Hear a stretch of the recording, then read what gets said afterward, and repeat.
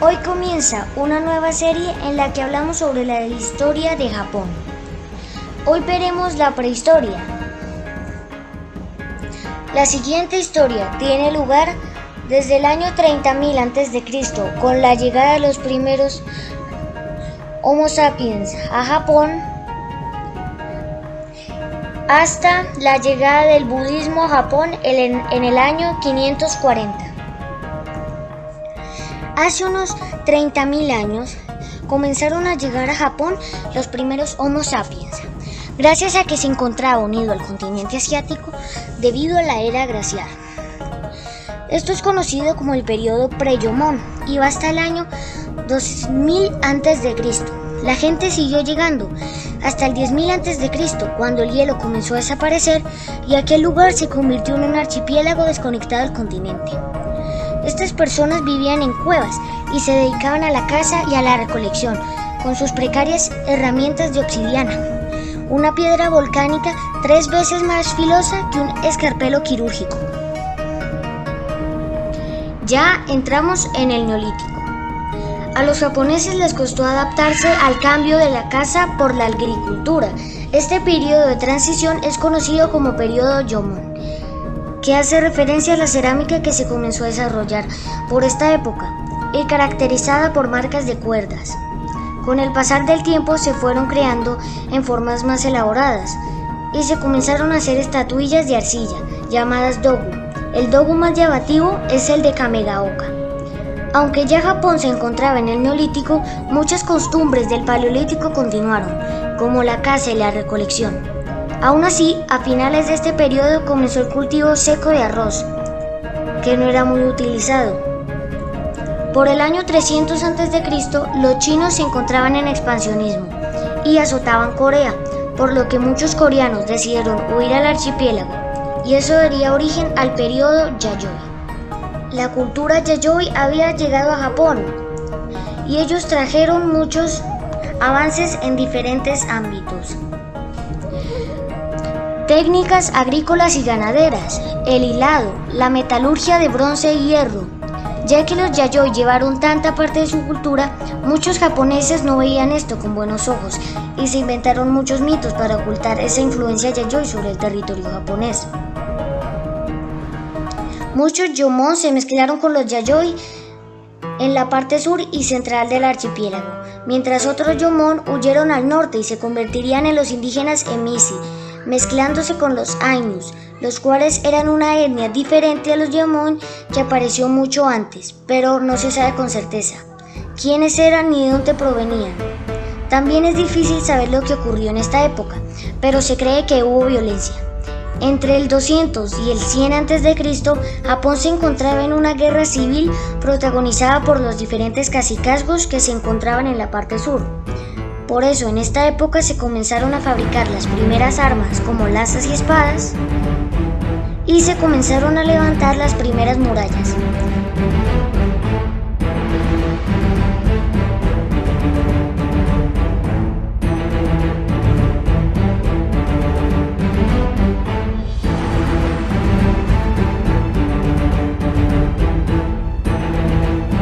En artesanía destacan las campanas Dotaku y los espejos. Aún no había emperadores, pero las leyendas hablan de Jimmu, descendiente de la diosa Amaterasu, el primer emperador que sería coronado en el año 600 a.C. Actualmente en Japón hay un día de fiesta dedicado a él. Tras él vendrían muchos otros líderes también legendarios, de los cuales no hay ningún registro histórico. Por el 222 después de Cristo nos encontramos con crónicas chinas que dicen que hubo una guerra potente en el país de Hua o Japón, posiblemente contra el reino de Gaya, uno de los 4 reinos que habían surgido en Corea. La ganadora de este conflicto habría sido la reina Himiko, también conocida como la reina Jimmu, que tras la muerte de su esposo el emperador Chuai quedó al cargo del estado de Yamato. El primer emperador histórico es su hijo Ojin, que reinó desde el 201 después de Cristo al 309 después de Cristo.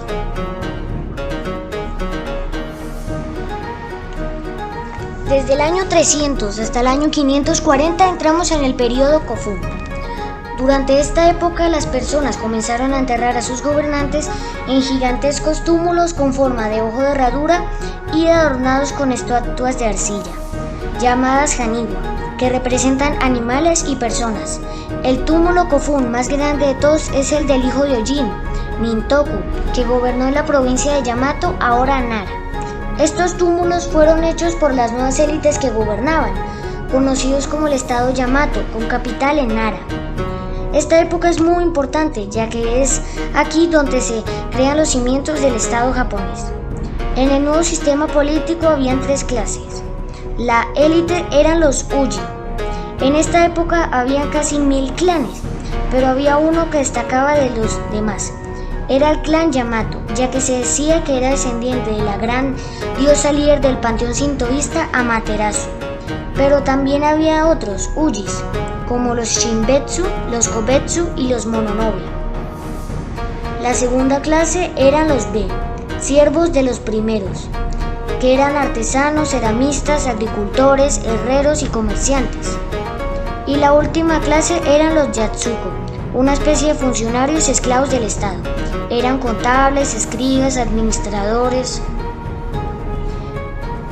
En Corea había un reino llamado Baekje, de donde llegó a Japón la escritura china, que se convirtió en una escritura de prestigio gracias a las obras literarias y artísticas que los coreanos traían desde China. En agradecimiento, los japoneses les ayudaron a luchar contra sus enemigos y fundaron en la costa coreana la colonia de Minmana. Por el año 540 el emperador era Kinmei. Ese año llegó el rey Seong de Baekje. Lo más importante de este acontecimiento fue lo que llevó el rey Seong: varias estatuas de Buda y textos budistas. Durante varios días Seong le estuvo diciéndolas al emperador Kinmei las maravillas del budismo, y al cabo de los días Kinmei nombró al budismo como la religión oficial de la corte. Entre los diferentes centros de poder surgieron tensiones, lo que obligó al emperador Kinmei a trasladarse a una nueva capital. La ciudad elegida fue Asuka. Es aquí donde comienza el periodo clásico japonés, comenzando con la era Asuka.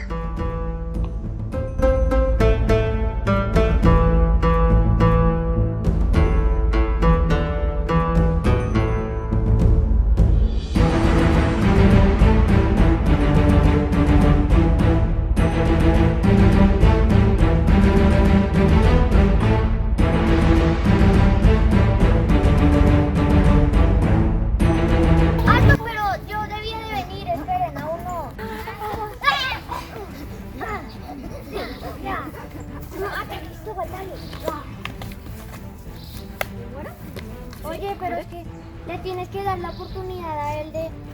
La idea es que no pueden haber tres. Gana más adelante. Y gana no así, sino mirando, no así, sino así. Para arriba la subes. Bueno, otra vez. Así. Enfocada hacia Hannah. La cámara no se mueve en absoluto.